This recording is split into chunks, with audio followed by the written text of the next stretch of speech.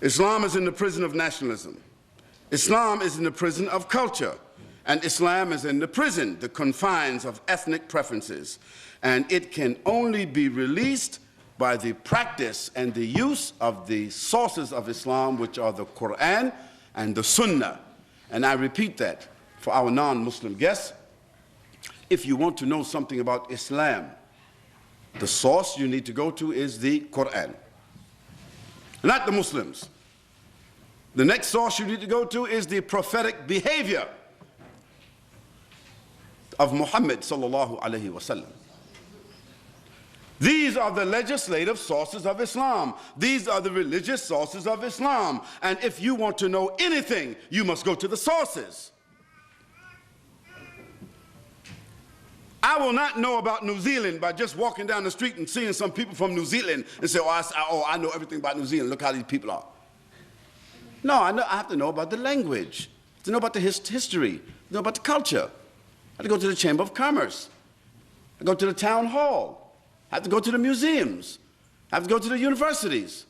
I have to talk to the people, you understand, who are the common people. I got to talk to the intellectual people. I got to talk to people in government. I got to talk to the people in neighborhoods. I got to talk to male and female, the children. I got to look at the whole package to understand what is this country called New Zealand. What are their values? What are their principles?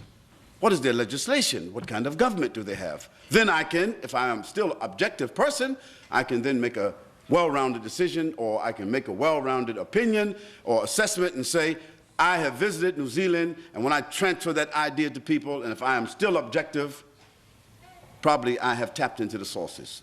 I say that a non-Muslim cannot look at a Muslim woman and say, oh, see how these Muslims are? And see a Muslim man and say, oh, see how these Muslims are? Or read a headline in the news and say, oh, see how those Muslims are? No, that's not fair. That's not objective. It's not being comprehensive. Then you look to the sources. What is the Quran as a book? What is the Quran as a source of legislation? What is the Quran as a source of inspiration? What is the Quran as a source of education? What is it? Who is Muhammad sallallahu alaihi wasallam? What is his biography? What is his manner? What were his habits? What were his principles? What is his legacy? Look at it, study it, take a day, take 2 days. If you're really concerned, take 3 days, make an objective study.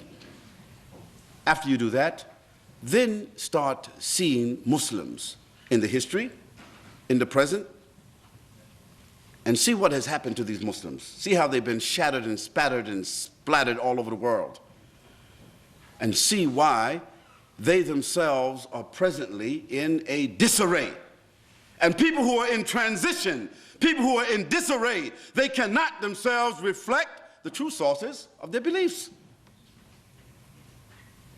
And that is being fair. As a historian, as a sociologist, as an educator, as a teacher, I have to take all those things into consideration when I talk about the Muslims, when I talk about Islam, when I talk about the Quran, when I talk about Muhammad sallallahu alaihi wasallam, and when I talk about the phenomena of Islam and Muslims in the modern world today. I have to take all those things into consideration. And I think that any one of you non-Muslims who are even-minded people, decent people, objective-minded people, open-minded people, people who themselves are not filled with prejudice, who haven't already made up their minds before they examine the sources, I think any one of you will go home and reread and rethink and reassess.